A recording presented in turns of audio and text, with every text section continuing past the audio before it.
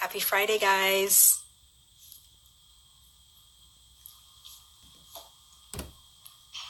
I wanted to jump on here real quick. I just had my Parent with Purpose class here in my office and wanted to leave you with some encouragement before the weekend. So I'm going to wait a few moments, see if I can get anybody on here.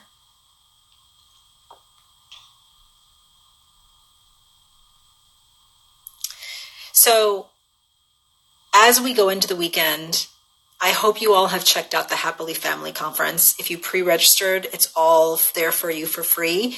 If you didn't pre-register, it is for one low rate that you can get all 5 days, and you can jump on there. The link is in my bio. I already watched day 1. I'm about to watch day 2. It's some great information, guys. It's a really big shift in the way we parent. So, hey there. It's a really big shift in the way we parent, and so I really recommend you go to the link in my bio and check out their conference for Happily Family. So I just had my Parent with Purpose class here in San Antonio and met with about 6 parents talking about oppositional, defiant, argumentative behavior. And I think what is really important as parents is that we start to shift the way we are parenting. So when kids are oppositional or argumentative and defiant, there's some research out there that says that we give commands an average of 7 times. So, hi there. And when we give a command an average of 7 times before we give in, or we freak out and yell and spank and do all these things, what we're doing is we're creating this oppositional, defiant, and argumentative cycle with our kids. So it's really important. I just posted about parenting and oppositional behaviors, because when they get on our last nerve, we tend to withdraw and we tend to speak in a more harsh manner. And hey there, thanks for joining. So I think what's really important is that we make sure that we don't withdraw from them, because oftentimes when we get irritated, we withdraw. And that we often don't get into the place where we become overly punitive, where we're punishing and we're getting into this punishment spiral.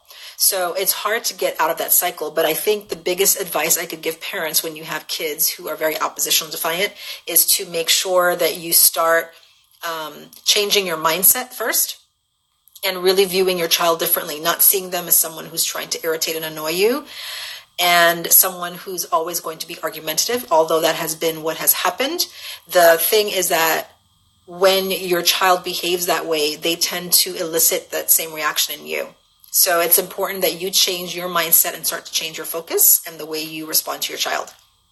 So one quick tip that I would suggest, that it works really well for my own kids, as well as the kids that I've seen and teachers that I've worked with in terms of their language, is using choose. Decide and pick. So that creates a sense of personal responsibility. So I see you've chosen to wake up in a bad mood today. I see that you decided to hit your brother when he was irritating you. Please make a different choice. That's like with the irritation. Of course, with the decide, you're not going to give them another opportunity to hit them. But if they wake up in a bad mood, you say, I see that you chose to wake up in a bad mood. Please make a different choice. If they're feeling grumpy, they're being obnoxious, they're being very irritated, find out, I noticed that you're feeling very irritated today since you've come home from school. What do you need from me? And be able to talk with them, hi there, about what's going on, and listen to what they're experiencing, and then giving them a different way of responding. I noticed that you're seeming very hyper. Let's see how we can help you make a different choice. Do you need help calming down, or do you need assistance finding another thing to do with your energy? So giving them something to, giving them something to use to be able to do something different. Because the big key, and if you tuned into the Happily Family Conference yesterday, Dr. Ross Green talked about kids want to do well, and they want to choose to do well, but they don't always have the skill to do it. So we want to give them the skill. I firmly believe in that philosophy, and I love everything that he teaches about that. So we want to make sure that we give them the skill they need, but we have to give them that option first. We have to give them that choice. So that way it kind of kicks in gear. Oh yeah, I'm being a little bit irritable. Yeah, I woke up in a bad mood. Okay, so tips to help them calm down. So one thing might be saying, hey, I've noticed that you are all over the place. Let me give you an example of one thing I did with my son last week. So he was really super hyper. He was all over the place. And it said, it looks like you need to choose a different activity.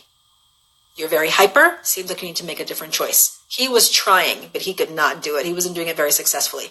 So I said, hey, sweetheart, it looks like you need help calming down. Would you like for me to help you? He said, yes, Mama.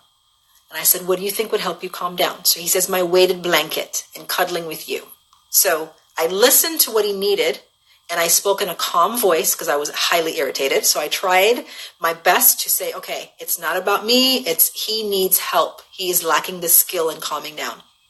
So he said he needed his weighted blanket. And the weighted blanket, for those of you who don't know, are very good for kids who are very hyper, very impulsive, very anxious, all over the place. It's very good to kind of help with regulation. And he used it a lot, like a year ago. He doesn't need to use it as much. But every once in a while he needs it. So he said, I need help. So he got his weighted blanket. He came and cuddled with me. He cuddled up, and then we did some breathing together. And then he was able to calm down. And after about 5 minutes, I noticed his energy was lower. And I said, would you like to continue to stay here to calm down more? Or would you like to go watch TV with your sister? And he was like, that's a tough choice. Like, he actually paused and thought. And he said, no, I want to choose to stay with you and calm down more. And he did. And then he maybe 5 minutes later, he just was knocked out. He fell asleep. So his problem was that he was tired. That's why he was over hyper. He had this opposite reaction, which often happens with kids, that when they're too hungry or too tired, they get like so dysregulated, they get out of control. So if I had yelled at him or put him in timeout, all of those things wouldn't have been very helpful. So we really want to make sure that we're able to give them the skills that they need so that they can be able to calm down. So I hope that makes sense. If you have any further questions, you let me know and I'll be very happy to answer them for you. But yes, giving them choices to calm down is really, really effective. And it's really helpful to be able to know what to do. So yes, calming, giving choices, yes, it's so helpful. Because then if we're so busy running around, screaming and yelling at them and disciplining them, actually punishing them, because we're not disciplining at all when we're yelling, then we're not giving them what they need. Does that make sense? So if we're like, calm down, and you're yelling and you're not calm, what does calm down mean? So we have to be able to give them, what does that mean to calm down? Like, what do they need to be able to do that? So that for him, it was giving him the choices. Hey, it seems like you need to calm down. He couldn't do it. Seems like you need help calming down. What do you need to do to calm yourself down? So then when we were able to do that, then he said, okay, yeah, this is what I need. My warming blanket, my weighted blanket, and cuddling with you. He wanted time with me. And then but then actually what he really needed, what he wanted was time. What he needed was to sleep. What he wanted was time with me. So we have to meet the need, but we got to do that backdoor way by meeting their wants first. We do that in advertising. We do that in customer service, is that you give people what they want and then you backdoor it and actually give them what they need. You want a better behaved child, but what you need to do is change your mindset about your child. What you want is for your kids not to misbehave. What you need is to change the way you approach them. Right? So it's about really looking at wants versus needs and then using your parent vocabulary that is most helpful for them in that moment. So using choose, decide, and pick are so super helpful, because then I start to hear my kids and the kids that I work with use that language. So it looks like you chose to disrespect your mom, so then you chose to lose your phone. Is that correct? Not my mom took my phone. I see that you decided not to study for your test and you've earned your F. Is that what I'm hearing? Or Let's see, I see that you picked a bad attitude this morning. Please make a different choice. So it's not saying you're in a bad mood or you have a bad attitude, change it. You're really giving them an opportunity to say, yeah, I kind of have a stinky mood. All right, let's see, Latin parenting. They don't even know what they want when they're in low brain because the root is deeper. He couldn't communicate. He wanted time to you until you helped him in self-regulating. Oh gosh, totally. Yeah, I love that. I need to screenshot that. That is great because that's true. It's like he's 6, so he didn't really know what he wants. So when we're trying to yell at our kid, telling them what to do, what we think they should do, we may not know what they need to do, right? Right. He wanted time with me. And really he needed to sleep. What he wanted was time with me. What he needed was sleep time, actually. But they don't know the difference between the two. And if we are all in our like animalistic, angry parent mode, we're not going to see it either because we just want peace and quiet and we want them to just shut up. So we're going to freak out and have this overreaction that's not very helpful. So that's a shift because kids need our time, they need our attention. And so it's really important, super important to really listen to them and listen to what they really, really need and want, because we might think we know it, but we have to listen to it first. We have to look at the behavior, observe it, and become very astute to our kids so that we know exactly how to meet that. So, mother of a 6-year-old. So, that's right. Represent. He's 6. He is 6 and he can be very dysregulated. He's super sweet, but very sensitive and can be very dysregulated. And so if I hadn't been able to work with him and give him the feeling vocabularies and the choices, he would be a lot worse because he would be all over the place. And so it's still a work in progress, but it's about really helping him kind of be in tune with himself so that way he can regulate it. So there's times when he comes home and he'll just be kind of obnoxious and in our face and kind of just go all over the place. And I was like, hey, it seems like you need some time to yourself.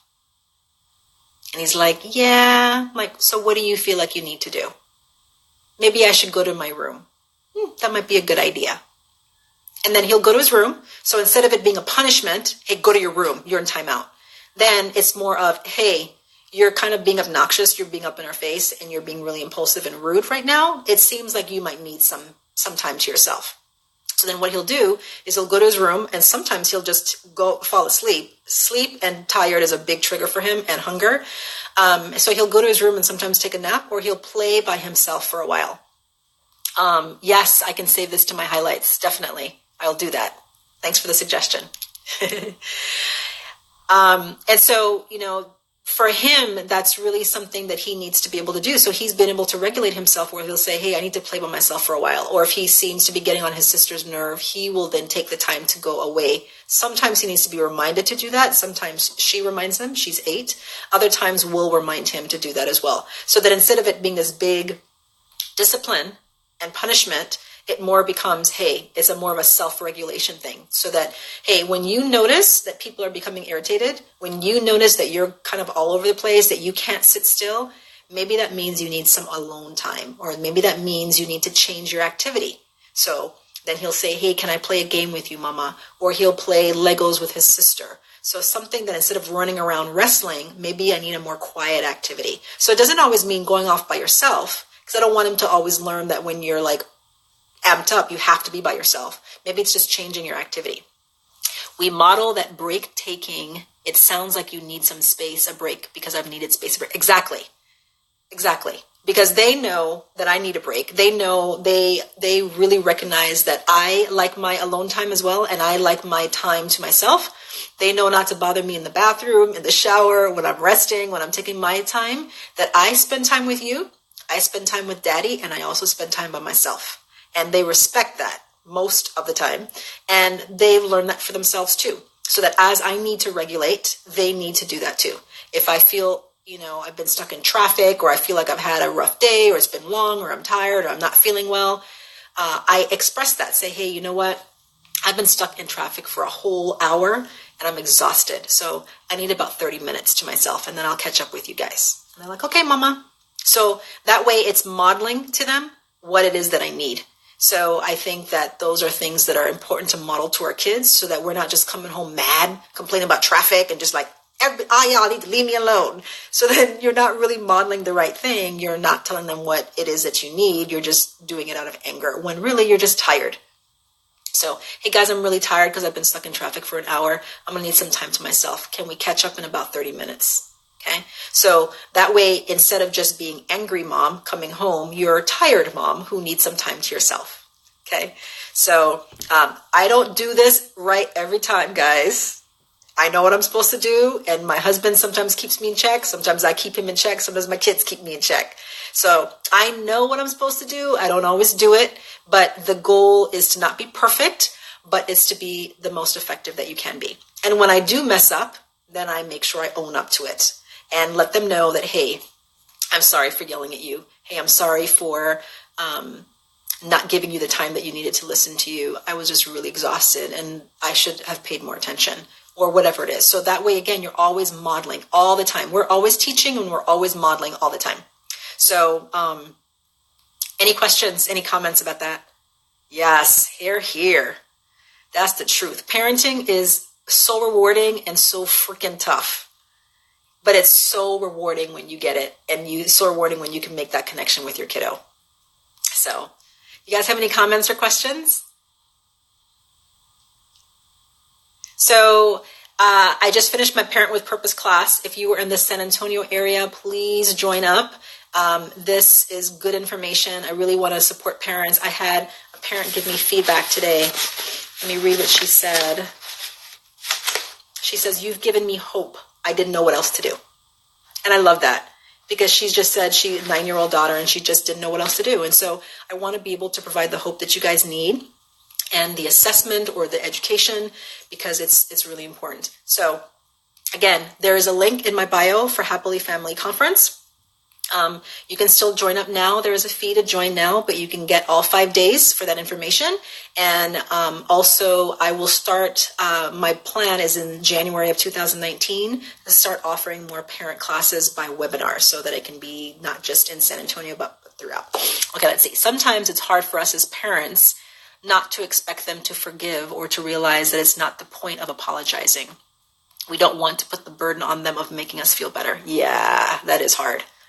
That's super hard because they may not want to forgive us yet because we really hurt their feelings. But the way that I see forgiveness is that it is not a feeling, it's a behavioral choice. So I'll tell them that sometimes we may not want to forgive because we don't feel very forgiving, but forgiveness is more of the choice and then the feeling will follow later, hopefully. So, but not to burden them with our guilt and our shame, but just to more of a model of showing them what is the right thing to do. So great feedback. I appreciate your engagement. That's great. And I appreciate your support. Okay, I think that's it. I'm getting ready to leave work and do some more me time. And I hope you guys have a great day, a great weekend.